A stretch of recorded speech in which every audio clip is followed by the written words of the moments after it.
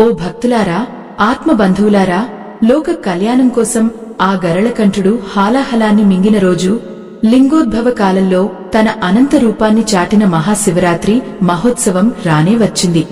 ఈ పవిత్ర సమయంలో మనలోని అజ్ఞానమనే చీకటిని ప్రద్రోలి ఆ పరమేశ్వరుని చైతన్యంతో మన జీవితాలను వెలిగించుకోవాలని ప్రతి ఒక్కరూ ఆరాటపడతారు. ఆ కైలాసనాథుని అనుగ్రహం కోసం మనం చేసే చిన్న ప్రయత్నం కూడా మన జీవితాన్ని మలుపు తిప్పగలదు. ఆదిదేవుడైన ఆ పరమశివుడు లైకారుడు మాత్రమే కాదు, భక్త సులభుడు కూడా. అందుకే ఆయనను భోళాశంకరుడు అని కొలుస్తాము. అయితే మనం ఎన్ని పూజలు చేసినా, ఎన్ని ఉపవాసాలు ఉన్నా, ఎంత భక్తితో అభిషేకాలు నిర్వహించినా కొన్నిసార్లు మన మనసులోని కోరిక ఆ మహాదేవుడికి చేరడం లేదని మనకు అనిపిస్తూ ఉంటుంది. ఎన్నో ఏళ్లుగా మగ్గిపోతున్న సమస్యలు, తీరని ఆర్థిక ఇబ్బందులు, వెంటాడుతున్న అనారోగ్యాలు, ఇలా ఎన్నో మనల్ని కుంగదీస్తుంటాయి. శివరాత్రి రోజున శివాలయానికి వెళ్లే లక్షలాది మంది భక్తులు చేసే అతిపెద్ద పొరపాటు ఏమిటో మీకు తెలుసా? మనం ఆలయంలోకి వెళ్లగానే నేరుగా శివలింగాన్ని దర్శించుకోవడానికి ప్రయత్నిస్తాం. కాని ఆ పరమేశ్వరుడికి మన మొరను చేరవేసే అతి ముఖ్యమైన మాధ్యమాన్ని విస్మరిస్తాం. ఆ మాధ్యమమే శివుడికి అత్యంత ప్రియమైన వాహనం, పరమభక్తుడు అయిన నందీశ్వరుడు. నంది చెవిలో కోరిక చెబితే తీరుతుందని మన పెద్దలు చెబుతుంటారు. కాని అది ఎలా చెప్పాలో తెలియక చాలామంది పొరపాట్లు చేస్తున్నారు. మిత్రులారా, సగం విన్న జ్ఞానం ఎప్పుడూ ప్రమాదకరం. శాస్త్రం చెప్పిన పద్ధతిలో కాకుండా మనకు తోచినట్లుగా చేసే ఏ కార్యమైనా ఆశించిన ఫలితాన్ని ఇవ్వదు. ఆ సదాశివుని పరిపూర్ణ అనుగ్రహం మీకు కలగాలన్నా, మీ మనసులోని గాఢమైన కోరిక క్షణాల్లో ఆ కైలాసవాసుడికి చేరి నెరవేరాలన్నా, ఈ నందీశ్వరుని రహస్యాన్ని వివరించే ఈ సమాచారాన్ని ఎక్కడా ఆపకుండా చివరి వరకు అత్యంత శ్రద్ధతో వినండి. ఎందుకంటే ఒక్క చిన్న పొరపాటు కూడా మీ పూజ ఫలితాన్ని మార్చేయవచ్చు. మనం నందీశ్వరుడిని కేవలం ఒక వాహనంగానో లేదా రాతి విగ్రహంగానో చూడకూడదు. ఆయన శివుడికి ఆత్మబంధువు. నంది అనుమతి లేనిదే శివుడిని దర్శించుకోవడం కూడా అసాధ్యం. అటువంటి నందీశ్వరుడి దగ్గర మనం మన కోరికను విన్నవించుకునేటప్పుడు పాటించవలసిన నియమాలు ఏమిటి? కుడి చెవిలో చెప్పాలా లేక ఎడమ చెవిలో చెప్పాలా? చెప్పేటప్పుడు మన చేతులు ఎక్కడ ఉండాలి? ఏ మంత్రాన్ని పఠించాలి? ఇవన్నీ తెలియకుండా చేసే విన్నపం ఆకాశంలో కలిసిపోతుందే తప్ప ఆ ఈశ్వరుడి దాకా చేరదు.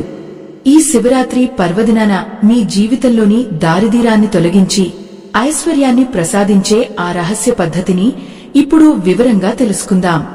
అసలు నందీశ్వరుడికి పరమశివుడికి మధ్య ఉన్న ఆ అవినాభావ సంబంధం ఏమిటి? పురాణాల ప్రకారం నంది చెవిలో కోరికలు చెప్పే ఆచారం ఎలా మొదలైంది? ఒక భక్తుడి మనసులోని మాటను నంది ఎలా మోసుకెళ్తాడు? ఈ విషయాలన్నీ తెలుసుకుంటేనే మన పూజకు ఒక అర్థం, పరమార్థం ఏర్పడుతుంది. దేవాలయంలో నంది కొమ్ముల మధ్య నుండి శివుడిని చూడటం వెనుక ఉన్న సైన్స్ ఏమిటో మీకు తెలుసా? చాలామంది కేవలం ఏదో ఒక పద్ధతిలో చూసి వెళ్లిపోతారు. కాని అక్కడ ఒక ప్రత్యేకమైన కోణం ఉంటుంది. ఆ కోణం ద్వారా శివలింగాన్ని చూసినప్పుడే మనలోని శక్తి కేంద్రాలు ఉత్తేజితం అవుతాయి. అలాగే నంది చెవిలో కోరిక చెప్పేటప్పుడు మరో చెవిని ఎందుకు మూయాలో, అలా మోయకపోతే వచ్చే నష్టం ఏమిటో కూడా మనం ఈరోజు చర్చించుకుందాం. భక్తులారా, ఈ శివరాత్రి కేవలం ఒక పండుగ కాదు, ఇది మీ భవిష్యత్తును మార్చుకునే ఒక గొప్ప అవకాశం. మన ప్రాచీన ధర్మం అందించిన ఈ రహస్యాలను మనం సరిగ్గా అర్థం చేసుకుంటే కోరిన కోర్కెలు తీరడమే కాదు, మన ఇంట్లో సుఖశాంతులు వెల్లివిరుస్తాయి. అందుకే ఈ వివరణను పూర్తిగా వినండి. ఎందుకంటే ఇందులో చెప్పబడిన ప్రతి మాట మీ జీవితంలో ఒక శుభ పరిణామానికి దారితీయవచ్చు. మన పురాణ కాలం నుండి వస్తున్న ఈ రహస్యాలను తర్కంతో కాకుండా భక్తితో ఆలోచించండి. నందీశ్వరుడు అంటేనే ధర్మానికి ప్రతీక. ఆ ధర్మ స్వరూపుడైన నందికి మన బాధను ఎలా చెప్పుకోవాలో తెలిస్తే ఆ భోళాశంకరుడు కరిగిపోవడానికి ఎంతో సమయం పట్టదు. ఆ పరమేశ్వరుడి దయ మీపై ఉండాలని, మీ సంకల్పం సిద్ధించాలని కోరుకుంటూ ఆ అద్భుతమైన పద్ధతిని ఇప్పుడు మొదలు పెడదాం. ఆ పద్ధతిని తెలుసుకోవాలంటే ముందుగా అసలు ఆ నందీశ్వరుడు ఎవరు, ఆయనకు ఆ పరమశివుడి వద్ద అంతటి ప్రాముఖ్యత ఎలా దక్కిందో మనం సవివరంగా అర్థం చేసుకోవాలి. కైలాస పర్వతం మీద ఆ ముక్కంటి కొలువై ఉన్నప్పుడు ఆయన చుట్టూ కోట్లాది మంది దేవతలు, గంధర్వులు, సిద్ధులు వేచి ఉంటారు.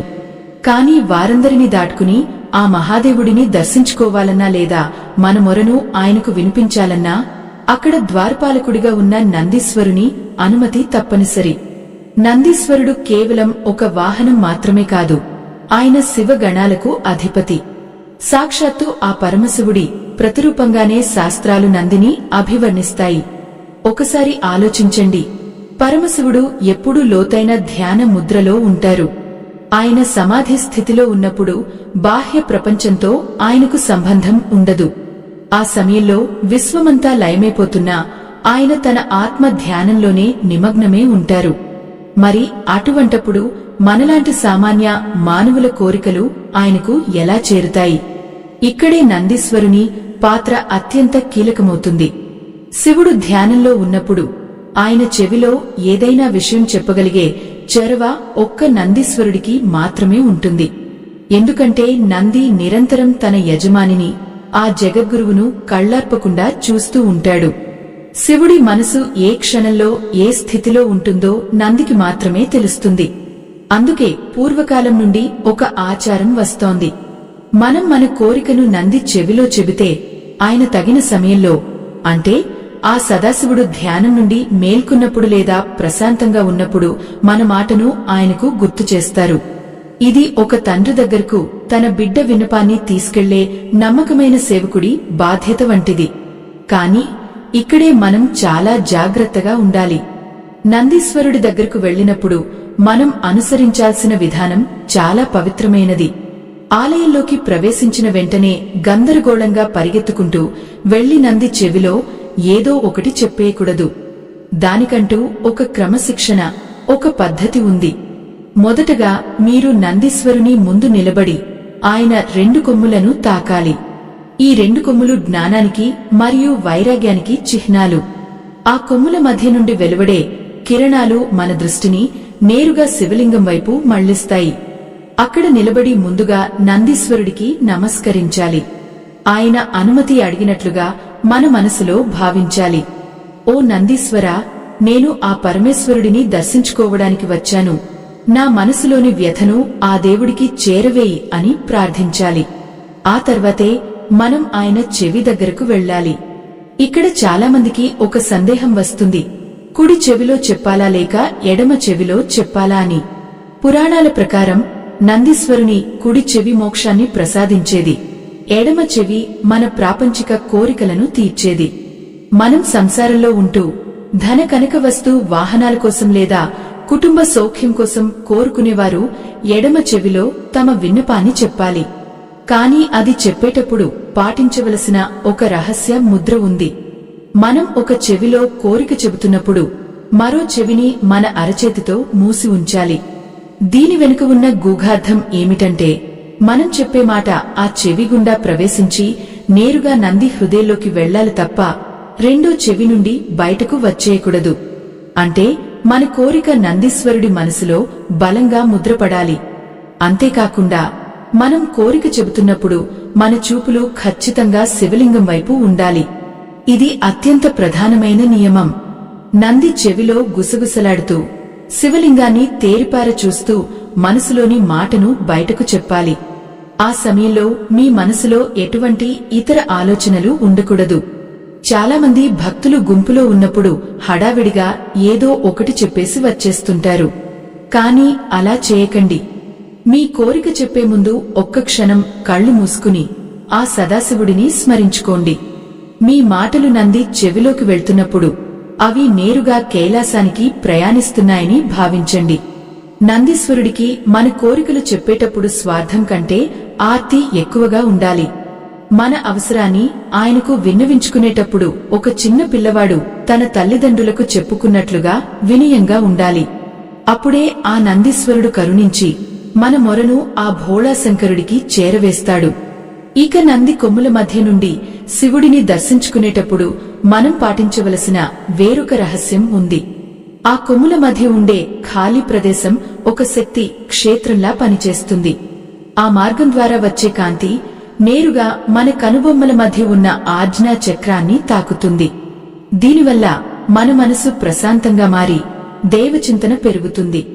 ఈ పవిత్రమైన ప్రక్రియను అనుసరించడం వల్ల కేవలం కోరికలు తీరడమే కాదు, మనలోని నకారాత్మక శక్తి తొలగిపోయి సకారాత్మకత పెరుగుతుంది. అందుకే శివరాత్రి నాడు ఈ పద్ధతిని పాటించడం వల్ల ఫలితం కోటి రెట్లు ఎక్కువగా ఉంటుంది.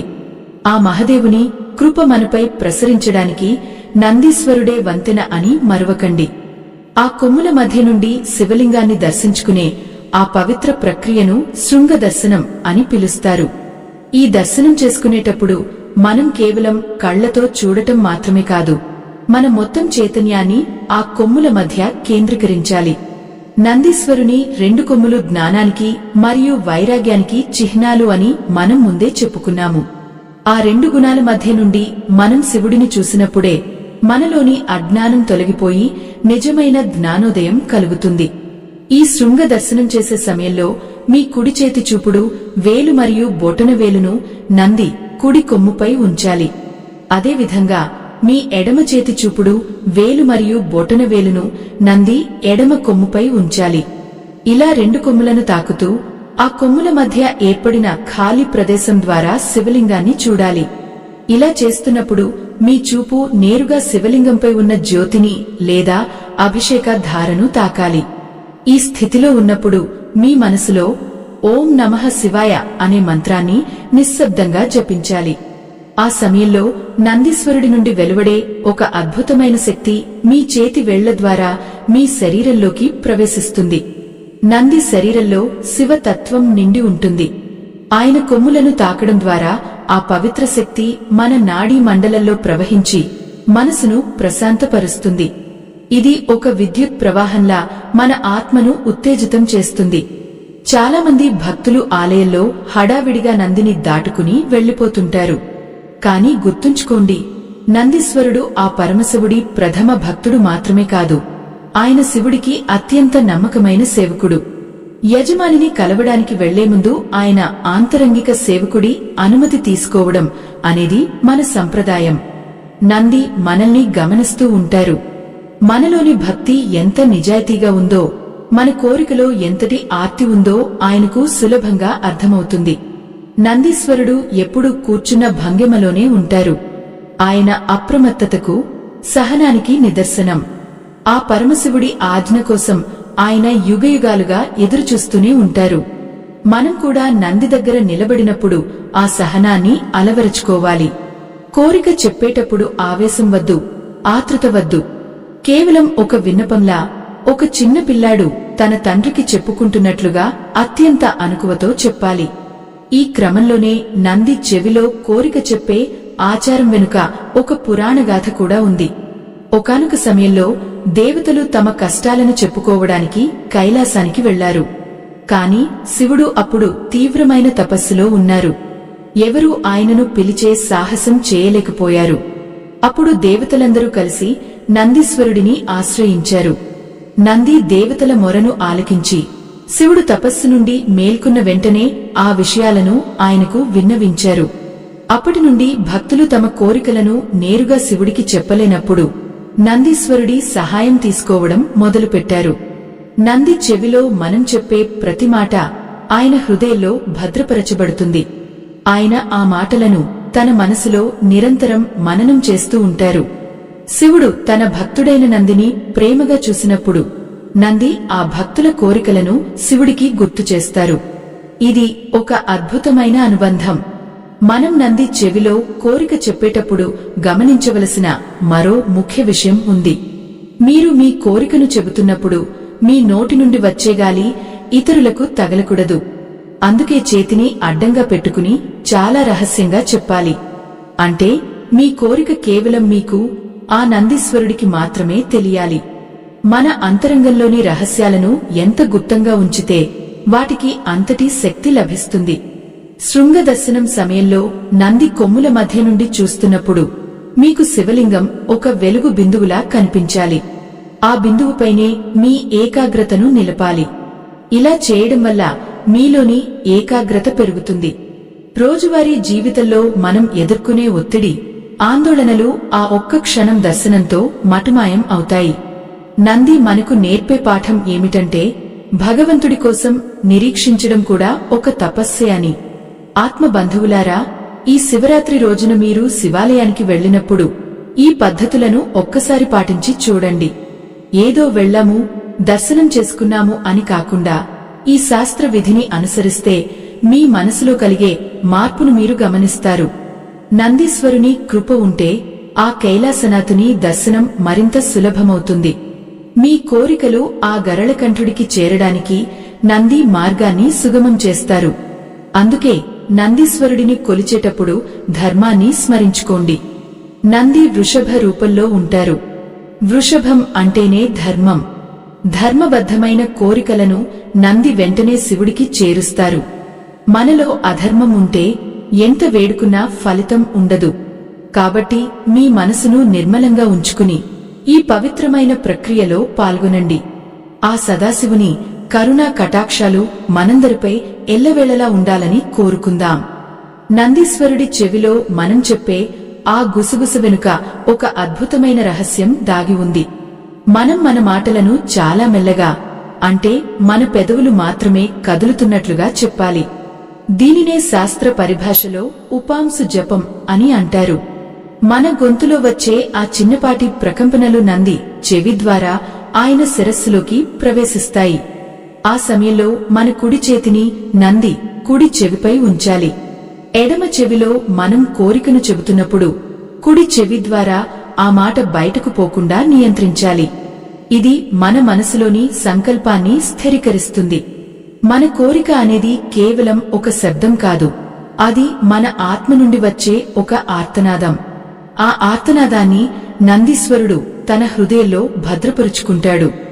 ఈ విధంగా కోరిక చెప్పేటప్పుడు మీ కళ్ళు మూసుకోవద్దు. మీ చూపులు నేరుగా శివలింగంపైనే ఉండాలి.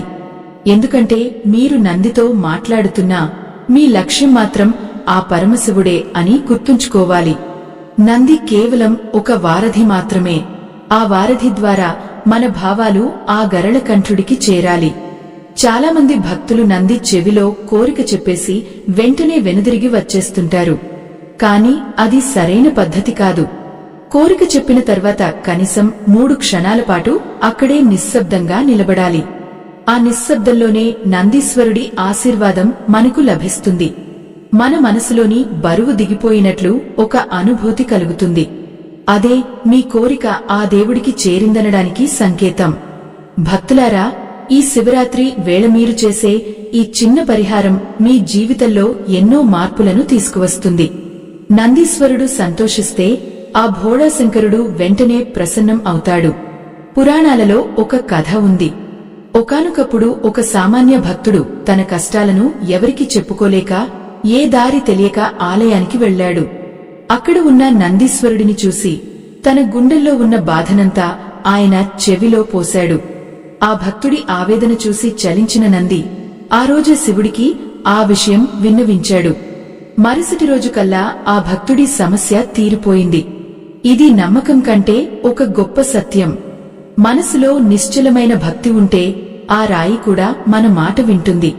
ఆ విగ్రహంలో ఉన్న దేవత్వం మేల్కొంటుంది. ఆత్మబంధువులారా, ఈ పవిత్రమైన ఆధ్యాత్మిక ప్రయాణంలో మీతో ఒక ముఖ్యమైన విషయం పంచుకోవాలి. సమాజంలో ధర్మాన్ని నిలబెట్టడానికి, మన సనాతన సంప్రదాయాలను అందరికీ చేరవేయడానికి మేము నిరంతరం కృషి చేస్తున్నాము. మన సంస్కృతిని కాపాడటానికి మేము చేపట్టిన ఈ ధర్మ యజ్ఞానికి మీ వంతు సహాయం అందించాలని కోరుతున్నాను. ఈ పవిత్ర కార్యంలో మీరు కూడా భాగస్వాములు కావడానికి వీడియో చివర్లో ఇవ్వబడిన స్కానర్ ద్వారా మీ శక్తి మేరకు విరాళం అందించండి. మీరిచ్చే ఆ చిన్న సహకారం ఎంతో మందికి జ్ఞానాన్ని పంచడానికి, మన దేవాలయాల విశిష్టతను చాటి చెప్పడానికి ఎంతో తోడ్పడుతుంది. దైవ సంబంధికులారా, ఈ సేవా యజ్ఞంలో మీ సహకారం ఉంటుందని ఆశిస్తున్నాను. మనం నంది చెవిలో కోరిక చెప్పేటప్పుడు ఎటువంటి పదాలు వాడాలి అనేది కూడా ముఖ్యం. సంక్లిష్టమైన మాటలు కాకుండా సూటిగా మన మనసులోని భావాన్ని చెప్పాలి. ఉదాహరణకు, ఓ నందీశ్వరా, నా ఇంట్లో ఉన్న అనారోగ్యం తొలగిపోయేలా ఆ స్వామిని వేడుకో అని చెప్పవచ్చు. లేదా నా కష్టాలను కడతేర్చమని ఆ శంకరుడికి విన్నవించు అని అడగవచ్చు. ఇక్కడ భాష కంటే మన భావం ముఖ్యం. మన హృదయం నుండి వచ్చే ప్రతి అక్షరం ఒక శక్తివంతమైన మంత్రంగా మారుతుంది. ఆ మంత్రం నంది ద్వారా ప్రయాణించి కైలాసాన్ని చేరుతుంది. శివరాత్రి రోజున విశ్వమంతా శివమయమే ఉంటుంది కాబట్టి ఆ రోజు మనం చేసే ఈ విన్నపానికి అద్భుతమైన శక్తి ఉంటుంది. చాలా మందికి ఉండే మరొక సందేహం ఏమిటంటే నందికి ఏవైనా నైవేద్యాలు పెట్టాలా అని. నిజానికి నందీశ్వరుడికి పరమశివుడికి మధ్య ఉన్న అనుబంధం కేవలం భక్తికి సంబంధించింది. మీరు ఆయనకు గడ్డి పరక ఇచ్చినా లేదా ఒక చిన్న పండు సమర్పించినా ఆయన సంతోషిస్తారు. కాని అన్నిటికంటే మిన్నగా మీరు ఆయనకు ఇచ్చేది మీ నమ్మకం. నంది ముందు నిలబడి గర్వాన్ని విడనాడి నేను నీ సేవకుడిని అని భావించినప్పుడు ఆ నందీశ్వరుడు మనపై ప్రత్యేకమైన కరుణను చూపిస్తాడు. శివగణాలలో ప్రథముడైన ఆయనకు మనపై దయ కలిగితే ఇక మనకు అసాధ్యమైనది ఏదీ ఉండదు. ఈ రహస్యాన్ని గుర్తించిన భక్తులకు శివరాత్రి రోజున పరమశివుడి దర్శనం పూర్ణ ఫలాన్ని ఇస్తుంది. శివాలయానికి వెళ్లినప్పుడు నందిని తాకవచ్చా అనే సందేహం కూడా కొందరికి ఉంటుంది. శాస్త్రం ప్రకారం నందిని స్పృశించడం వల్ల మన శరీరంలోని నకారాత్మక శక్తి తొలగిపోతుంది. ఆయన కొమ్ములను తాకడం, ఆయన శరీరాన్ని నిమరడం వల్ల మనకు ఒక తెలియని ప్రశాంతత లభిస్తుంది. అయితే ఇది చేసేటప్పుడు అత్యంత భక్తితో పవిత్రంగా ఉండాలి. నంది కేవలం ఒక వాహనం కాదు, ఆయన ఈశ్వరుడి ప్రాణ సమాన స్నేహితుడు. అందుకే ఆయన్ని గౌరవించడం అంటే సాక్షాత్తు శివుడిని గౌరవించడమే. ఈ విషయాన్ని గ్రహించి ఎవరైతే నందీశ్వరుడిని ఆశ్రయిస్తారో వారి కోరికలు ఖచ్చితంగా తీరుతాయి. ఆ భోళాశంకరుడి కృప వారికి ఎల్లప్పుడూ తోడుంటుంది. ఈ పవిత్ర శివరాత్రి రోజున మీరు మీ కుటుంబ సభ్యులతో కలిసి ఆలయానికి వెళ్లినప్పుడు ఈ పద్ధతులను గుర్తుంచుకోండి. మీ చుట్టుపక్కల ఉన్న వారికి కూడా ఈ రహస్యాలను వివరించండి. జ్ఞానాన్ని పంచడం కూడా ఒక గొప్ప సేవ. మన ఆచారాల వెనుక ఉన్న పరమార్థాన్ని తెలుసుకుని పూజలు చేసినప్పుడే మన సమాజం ఆధ్యాత్మికంగా అభివృద్ధి చెందుతుంది. నందీశ్వరుని చెవిలో మీరు చెప్పే ఆ రహస్యం మీ జీవితంలో ఒక గొప్ప వెలుగును నింపాలని మనస్ఫూర్తిగా కోరుకుంటున్నాను. ఆ పరమేశ్వరుని ఆశీస్సులు, నందీశ్వరుని కరుణ మీపై ఎల్లప్పుడూ ఉండాలని ఆకాంక్షిస్తూ తదుపరి విషయంలోకి వెళ్దాం. ఆ పరమేశ్వరుడికి అత్యంత చేరువగా ఉండే ఆ నందీశ్వరుడు కేవలం వాహనం మాత్రమే కాదు, ఆయన ఒక తపస్వి. ఆయన చూపు ఎప్పుడూ ఆ సదాశివుడి మీదనే ఉంటుంది. ఈ స్థితిని మనం అర్థం చేసుకుంటే మన కోరికలను ఆయనకు ఎలా విన్నవించుకోవాలో సులభంగా బోధపడుతుంది. శివరాత్రి రోజున లింగోద్భవ కాలంలో లేదా ప్రదోష సమయంలో మనం నంది చెవిలో కోరికలు చెప్పినప్పుడు ఆ సమయానికి ఒక ప్రత్యేకత ఉంటుంది. ఆ సమయంలో ప్రకృతిలో శివతత్వం అత్యధికంగా ఉంటుంది. అప్పుడు నందీశ్వరుడు కూడా పరవశ స్థితిలో ఉంటాడు. అటువంటి సమయంలో మనం చేసే విన్నపం నేరుగా కైలాస శిఖరానికి చేరుతుంది. నందీశ్వరుడిని వృషభం అంటాము. వృషభం అంటే ధర్మానికి ప్రతీక. ఆ వృషభానికి 4 కాళ్లు ఉంటాయి. ఆ 4 కాళ్లు 4 వేదాలకు అంటే సత్యం, శౌచం, దయ మరియు దానానికి చిహ్నాలు. మనం నంది చెవిలో కోరిక చెప్పే ముందు ఈ 4 ధర్మాలను ఒక్కసారి స్మరించుకోవాలి. మనం అడిగే కోరిక ఎవరికీ హాని చేసేదిగా ఉండకూడదు. పరుల క్షేమాన్ని కాంక్షిస్తూ లేదా మన ధర్మబద్ధమైన అవసరాలను కోరుకుంటూ అడిగినప్పుడు ఆ ధర్మ స్వరూపుడైన నందీశ్వరుడు మనపై అమితమైన వాత్సల్యాన్ని చూపిస్తాడు.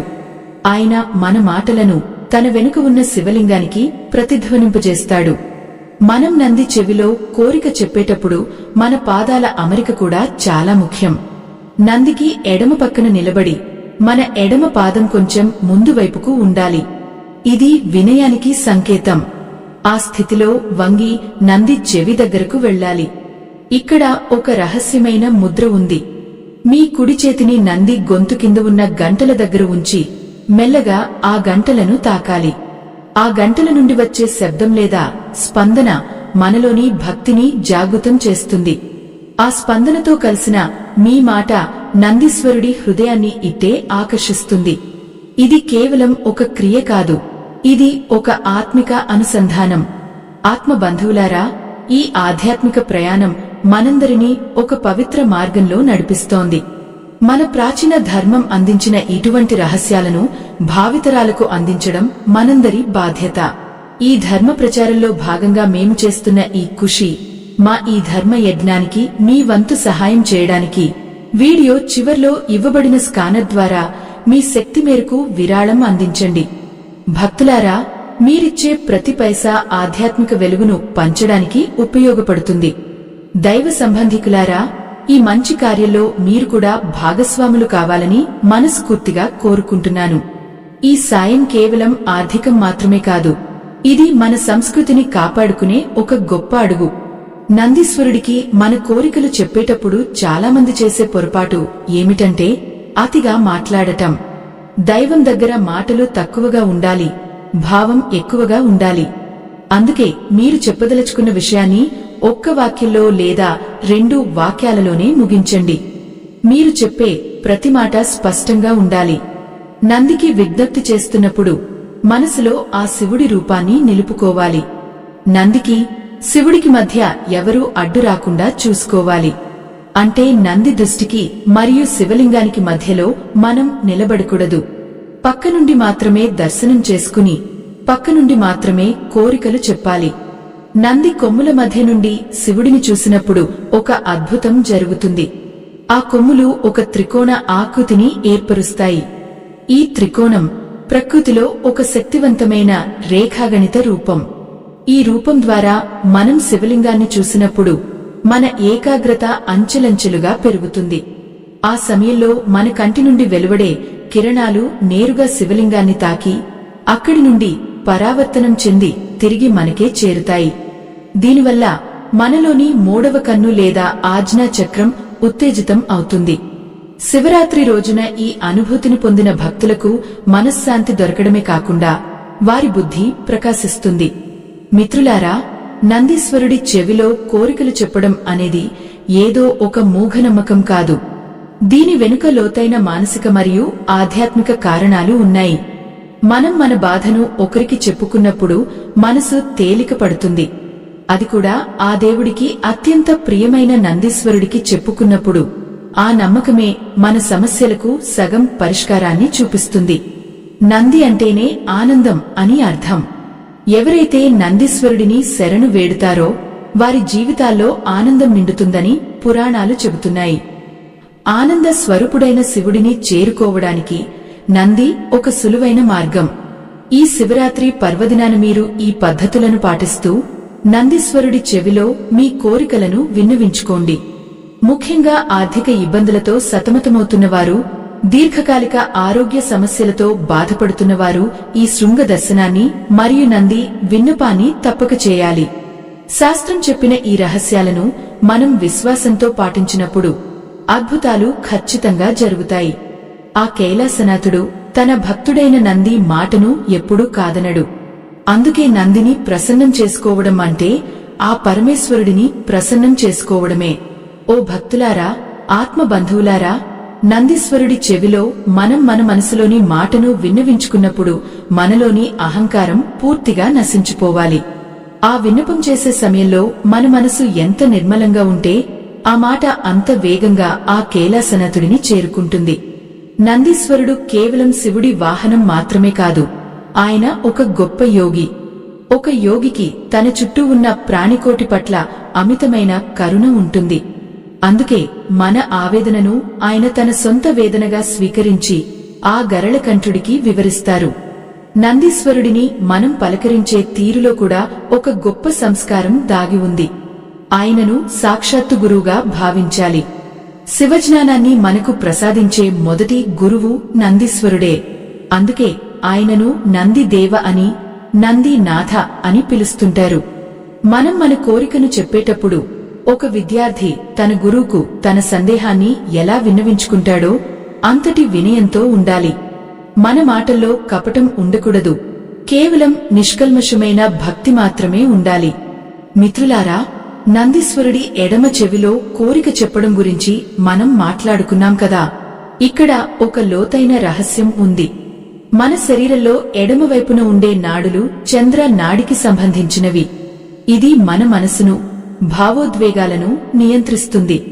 అందుకే మన మనసులోని భావాలను, ఇబ్బందులను ఎడమ చెవిలో చెప్పినప్పుడు అది నేరుగా మన అంతరాత్మకు మరియు నందీశ్వరుడి ఆత్మకు అనుసంధానం చేయబడుతుంది. ఆ సమయంలో మన కుడి చేయి నంది కుడి చెవిని మూసి ఉండటం వల్ల ఆ శక్తి బయటకు పోకుండా లోపలే కేంద్రీకృతమవుతుంది. శివరాత్రి రోజున ఈ ప్రక్రియ చేస్తున్నప్పుడు చుట్టూ ఎంతమంది జనం ఉన్నా, ఎంత శబ్దం వస్తున్నా మీరు మాత్రం నందీశ్వరుడితో మాత్రమే సంభాషిస్తున్నట్లు భావించాలి. ఆ ఏకాగ్రతే మీ పూజకు బలాన్ని ఇస్తుంది. ఆ సమయంలో మీరు పఠించవలసిన ఒక చిన్న మంత్రం ఉంది. నంది చెవిలో మీ కోరిక చెప్పిన తర్వాత ఓం నందీశ్వరాయ నమః అని 3 సార్లు మెల్లగా ఉచ్చరించాలి. ఈ మంత్రం నందీశ్వరుడిని మేల్కొల్పి మీ విన్నపాన్ని ఆయన స్మృతిలో శాశ్వతంగా ఉంచేలా చేస్తుంది. భక్తులారా, నందీశ్వరుడికి శివుడికి మధ్య ఉన్న ఆ అద్భుతమైన బంధాన్ని ఒకసారి గుర్తు చేసుకుందాం. శివుడు ఎక్కడ ఉంటే నంది అక్కడ ఉంటాడు. శివుడు తాండవం చేస్తున్నప్పుడు నంది మృదంగాన్ని వాయిస్తాడు. శివుడు ధ్యానంలో ఉంటే నంది కావలి ఉంటాడు. అంటే శివుడి ప్రతి కదలిక నందికి తెలుసు. అందుకే మన కోరికను శివుడికి ఏ సమయంలో చెబితే ఆయన వెంటనే స్పందిస్తారో నందీశ్వరుడికి తెలిసినంతగా ఎవరికీ తెలియదు. ఇది ఒక నమ్మకమైన స్నేహానికి, అంకిత భావానికి నిదర్శనం. మనం నంది చెవిలో కోరిక చెప్పేటప్పుడు మరొక ముఖ్యమైన నియమాన్ని గుర్తుంచుకోవాలి. ఎప్పుడూ నంది వెనుక వైపు నుండి వచ్చి చెవిలో చెప్పకూడదు. ఎల్లప్పుడూ ఆయన ముఖం వైపు నుండి లేదా పక్క నుండి మాత్రమే రావాలి. ఆయన దృష్టిని మనం మరల్చకూడదు. నంది చూపు ఎప్పుడూ శివలింగం పైనే ఉంటుంది కాబట్టి మనం కూడా ఆ చూపుతో కలిసేలా నిలబడాలి.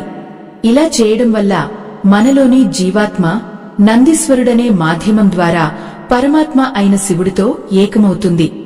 చాలామంది భక్తులు నంది చెవిలో కోరిక చెప్పిన తర్వాత నంది కొమ్ములను తాకడం మర్చిపోతుంటారు.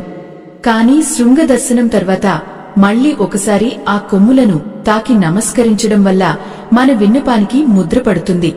ఇది ఒక ఉత్తరాన్ని రాసి దానికి స్టాంపు వేసినట్లు అన్నమాట. ఆ కొమ్ముల ద్వారానే శివుడి నుండి వచ్చే శక్తి తరంగాలు నంది శరీరంలోకి ప్రవేశిస్తాయి. ఆ కొమ్ములను మనం తాకినప్పుడు ఆ పవిత్ర శక్తి మన శరీరంలోకి ప్రవేశించి మన మనసులోని అశాంతిని తొలగిస్తుంది. ఆత్మ బంధువులారా, ఈ శివరాత్రి రోజున మీరు చేసే ఈ చిన్న కార్యం మీ జీవితంలో ఒక అద్భుతమైన మలుపు కావచ్చు. నందీశ్వరుడు ఎప్పుడూ అసత్యం పలకడు. ఆయన ధర్మబద్ధంగా ఉంటారు. అందుకే మనం కోరే కోరిక కూడా ధర్మబద్ధంగా ఉండాలి. ఒకరిని కష్టపెట్టాలని గాని లేదా ఇతరుల సంపదను ఆశించిగాని మనం కోరికలు కోరకూడదు. మన ఎదుగుదల, మన కుటుంబ క్షేమం, లోక కళ్యాణం కోసం మనం కోరుకుంటే ఆ నందీశ్వరుడు తప్పకుండా ఆ భోళాశంకరుడిని ఒప్పించి మన కోరికను నెరవేరుస్తారు. శివాలయానికి వెళ్లినప్పుడు ఆ ఆలయ ప్రాంగణంలో ఉండే ఆ శక్తిని అనుభవించండి. నందీశ్వరుడి దగ్గర కూర్చున్నప్పుడు కలిగే ఆ ప్రశాంతతను గమనించండి. ఆయన సహనం మనకు ఒక పాఠం. ఎంతకాలమైనా, ఎన్ని యుగాలైనా ఆ స్వామి కోసం వేచి ఉండే ఆ తత్వం మనలో కూడా కలగాలి. మన కోరిక వెంటనే తీరలేదని నిరాశ చెందకుండా నందీశ్వరుడిలాగా నిరీక్షించడం నేర్చుకోవాలి. ఆ నిరీక్షణలోనే మన భక్తికి పరీక్ష ఉంటుంది. ఆ పరీక్షలో నెగ్గినప్పుడే ఆ పరమశివుడి అనుగ్రహం మనపై వర్షిస్తుంది. నందీశ్వరుడు సాక్షాత్తు శివ స్వరూపమే అని శివపురాణం చెబుతోంది. అందుకే నందిని దర్శించుకోవడం అంటే సగభాగం శివుడిని దర్శించుకున్నట్లే. ఈ రహస్యాలను తెలుసుకున్న మీరు ఈ శివరాత్రి నాడు ఆలయానికి వెళ్లినప్పుడు ఎంతో భక్తితో శాస్త్రోక్తంగా నందీశ్వరుడిని సేవించండి. మీ కోరికలు క్షణాల్లో ఆ కైలాసవాసుడికి చేరిపోతాయి. మీ జీవితంలో ఉన్న అంధకారం తొలగిపోయి శివ జ్యోతి వెలుగులు నిండాలని ఆకాంక్షిస్తూ ఈ పవిత్రమైన విధిని అందరికీ తెలియజేయండి. శివరాత్రి మహాపుణ్యకాలంలో ఆ మహదేవుడిని చేరుకోవడానికి మనకు ఉన్న అత్యంత సులభమైన మరియు శక్తివంతమైన మార్గం నందీశ్వరుడు. ఆయన కేవలం శివలింగానికి ఎదురుగా ఉండే విగ్రహం కాదు. ఆయన మన ప్రార్థనలను మోసుకెళ్లే ఒక దివ్య విమానం వంటివాడు. మనం నంది చెవిలో మన కోరికను విన్నవించినప్పుడు ఆ మాటలు శబ్ద తరంగాలుగా మారి నందీశ్వరుడి దేహంలో ఉన్న శివతత్వాన్ని మేల్కొల్పుతాయి. ఆ ప్రకంపనలు నేరుగా శివలింగం నుండి వెలువడే ప్రాణశక్తితో అనుసంధానం అవుతాయి. అందుకే ఆ సమయంలో మన మనసు ఎంత నిశ్చలంగా ఉంటే మన సంకల్పం అంత త్వరగా సిద్ధులను పొందుతుంది. ఆత్మబంధువులారా, నందీశ్వరుడిని దర్శించుకునేటప్పుడు ఆయన పాదాలను కూడా మనం స్మరించుకోవాలి. నంది పాదాలు 4 పురుషార్థాలకు అంటే ధర్మ, అర్థ, కామ, మోక్షాలకు ప్రతీకలు. మనం కోరిక కోరేటప్పుడు ఈ 4 పురుషార్థాలకు లోబడి ఉంటే ఆ ఫలితం శాశ్వతంగా ఉంటుంది. శివరాత్రి రోజున 4 యామాలలో పూజలు జరుగుతాయి. ప్రతి యామంలోనూ నందీశ్వరుడికి ప్రత్యేక అలంకరణలు, అభిషేకాలు నిర్వహిస్తారు. ఆ సమయంలో మీరు ఆలయంలో ఉంటే నంది చెవిలో కోరిక చెప్పడం వల్ల కలిగే ఫలితం అనంతం. ఎందుకంటే ఆ సమయంలో కైలాసం నుండి శివగణాలు అన్ని భూమిపైకి వస్తాయని మన పెద్దల నమ్మకం. నందీశ్వరుడి చెవిలో కోరిక చెప్పేటప్పుడు మీ శ్వాసపై కూడా మీరు దృష్టి పెట్టాలి. మనం ఉచ్ఛ్వాస నిశ్వాసలు తీసుకుంటున్నప్పుడు మనలోని ప్రాణశక్తి కదులుతూ ఉంటుంది. నంది చెవి దగ్గర నిలబడి చాలా ప్రశాంతంగా, గాఢంగా శ్వాస తీసుకుంటూ మీ మనసులోని మాటను చెప్పండి. ఇలా చేయడం వల్ల మీ మాటలో ఒక రకమైన ప్రాణ ప్రతిష్ఠ జరుగుతుంది. నిర్జీవమైన మాటలకు శక్తి ఉండదు, కాని ప్రాణశక్తితో కూడిన మాటలకు విశ్వాన్ని కదిలించే శక్తి ఉంటుంది. నందీశ్వరుడు మన శ్వాసలోని ఆవేదనను, మన కళ్లలోని ఆర్తిని గమనిస్తాడు. ఆయనకు మన గురించి మనకంటే ఎక్కువే తెలుసు. ఈ మంచి మాటలు వినే ముందు ఒక చిన్న విన్నపం. సమాజంలో ఆధ్యాత్మికతను పెంపొందించడానికి, మన ధర్మ విశిష్టతను భావితరాలకు అందించడానికి మేము చేస్తున్న ఈ చిన్న ప్రయత్నానికి మీ వంతు ప్రోత్సాహం అవసరం. ఈ మంచి కార్యానికి మీ వంతు సహాయం చేయడానికి వీడియో చివర్లో ఉన్న స్కానర్ ద్వారా మీ శక్తి మేరకు విరాళం అందించండి. భక్తులారా, మీరిచ్చే ఆ సహకారం ఎంతో మందికి ధర్మ మార్గాన్ని చూపడానికి తోడ్పడుతుంది. దైవ సంబంధికులారా, ఈ ధర్మయజ్ఞంలో మీ భాగస్వామ్యం మాకు ఎంతో బలాన్ని ఇస్తుంది. మనం చేసే చిన్న దానం రేపు మనకు పెద్ద పుణ్యఫలాన్ని ఇస్తుందని మరువకండి. నందీశ్వరుడు సహనానికి మారుపేరు అని మనం అనుకున్నాం కదా. ఆ సహనం వెనుక ఉన్న రహస్యం ఏమిటంటే నిరంతరం శివుడి నామాన్ని స్మరించడం. మనం కూడా నంది చెవిలో కోరిక చెప్పేటప్పుడు ఆ భోళాశంకరుడి నామాన్ని మనసులో స్మరిస్తూ ఉండాలి. నందికి మన కోరిక అర్థం కావాలంటే అది శివ నామంతో ముడిపడి ఉండాలి. ఉదాహరణకు, ఓ నందీశ్వరా, పరమశివుడి దయవల్ల నా కుటుంబం సుఖంగా ఉండాలి అని అడగాలి. అంటే మన కోరికలో కూడా దైవ చింతన ఉండాలి. అప్పుడే నంది ఆ విన్నపాన్ని అత్యంత ప్రాధాన్యతతో స్వీకరించి ఆ పరమేశ్వరుడికి నివేదిస్తాడు. మరో ముఖ్యమైన విషయం ఏమిటంటే నంది చెవిలో కోరిక చెప్పిన తర్వాత మనం ఎప్పుడూ నందికి వెనుక వైపు నుండి నమస్కరించకూడదు. ఎల్లప్పుడూ ఆయన ముందు నిలబడి ఆయన కళ్లలోకి చూస్తూ సెలవు తీసుకోవాలి. అంటే, ఓ నందీశ్వరా, నా విన్నపాన్ని నీకు అప్పగించాను, ఇక నీవే ఆ భోళాశంకరుడిని ఒప్పించాలి అని మనసులో చెప్పుకోవాలి. ఆ నమ్మకంతో మీరు ఆలయం నుండి బయటకు వచ్చినప్పుడు మీ మనసు ఎంతో తేలికగా మారుతుంది. మీ సమస్య ఏదైనా సరే అది తీరిపోతుందనే ధైర్యం మీలో కలుగుతుంది. ఆ ధైర్యమే మీరు పొందే మొదటి విజయం. శివరాత్రి నాడు ఉపవాసం ఉండి జాగరణ చేసే భక్తులకు నందీశ్వరుడు ఒక గొప్ప తోడుగా నిలుస్తాడు. మన శరీరం అలసిపోయినప్పుడు, మన మనసు చలించినప్పుడు నంది విగ్రహం వైపు చూడండి. ఆయన ఎంత నిశ్చలంగా, ఎంత ధీరత్వంతో కూర్చున్నారో గమనించండి. ఆ నిశ్చలత్వం మనకు కూడా లభిస్తుంది. నందీశ్వరుడి ఆశీర్వాదముంటే మనలోని ఇంద్రియాలు మన అదుపులోకి వస్తాయి. అప్పుడు మనం చేసే శివ పూజకు పరిపూర్ణత లభిస్తుంది. నంది అనుమతితో శివుడిని దర్శించుకున్న భక్తులకు జన్మజన్మల పాపాలు తొలగిపోతాయని స్కంద పురాణం చెబుతోంది. భక్తులారా, ఈ శివరాత్రి రోజున ఆలయానికి వెళ్లినప్పుడు గుంపులో హడావిడి పడకండి. ఒక్క నిమిషం ఆలస్యమైనా పర్వాలేదు కాని పద్ధతి ప్రకారం నందీశ్వరుడిని సేవించండి. ఆ ఒక్క నిమిషం మీరు చేసే విన్నపం మీ జీవితకాల కష్టాలను దూరం చేయగలదు. నందీశ్వరుడు భక్త సులభుడు. ఆయనకు ఆడంబరాలు అక్కర్లేదు. కేవలం మీ కళ్లలో ఒక చుక్క భక్తి నీరు కనిపిస్తే చాలు, ఆయన కరిగిపోతాడు. మీ కష్టాలను తన భుజాలపై వేసుకుని ఆ కైలాస శిఖరం వైపు పయనిస్తాడు. ఆ అద్భుతమైన అనుభూతిని ఈ శివరాత్రికి మీరు పొందాలని కోరుకుంటున్నాను. నందీశ్వరుని చెవిలో కోరిక చెప్పే ఈ రహస్య విధానం మన పూర్వీకులు మనకు అందించిన ఒక గొప్ప వరం. దీనిని మూఢనమ్మకంగా కొట్టిపిరేయకండి. ప్రతి ఆచారం వెనుక ఒక శాస్త్రీయ కోణం, ఒక ఆధ్యాత్మిక బలం ఉంటుంది.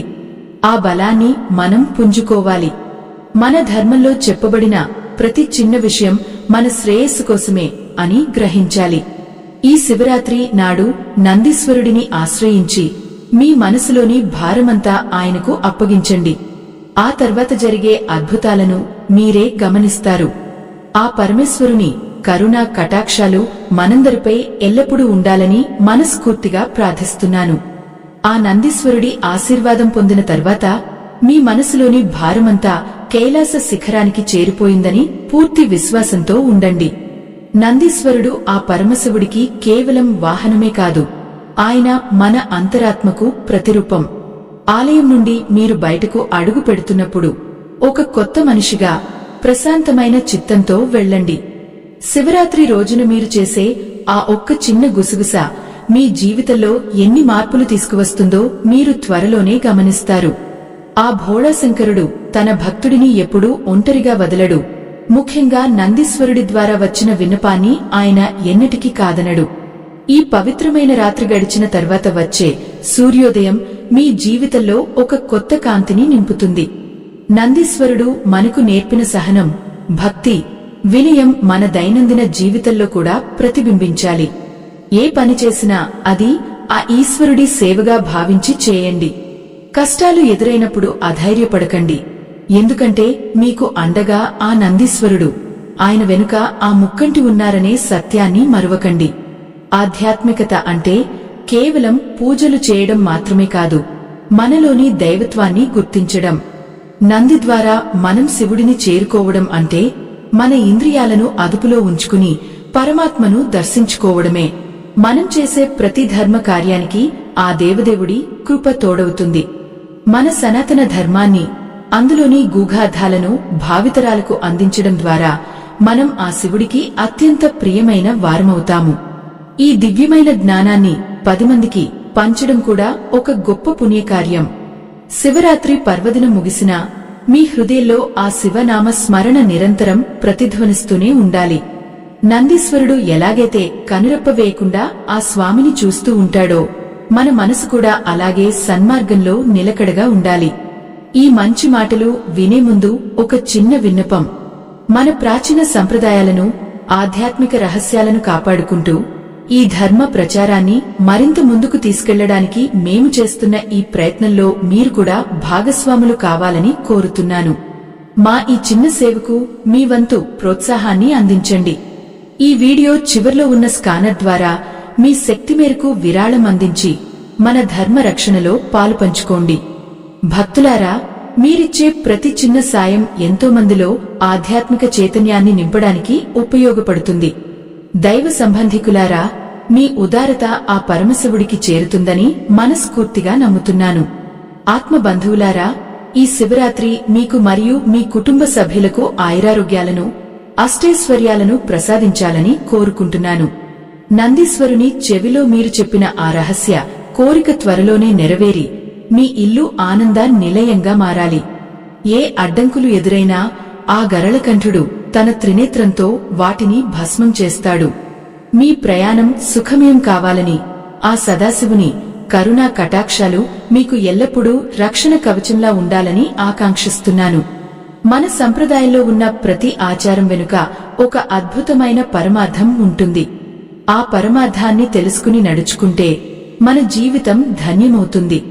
నందీశ్వరుడి ఆశీస్సులతో మీ సంకల్పం సిద్ధించాలని, మీ కష్టాలన్నీ మంచులా కరిగిపోవాలని ఆ భోళాశంకరుడిని వేడుకుంటున్నాను.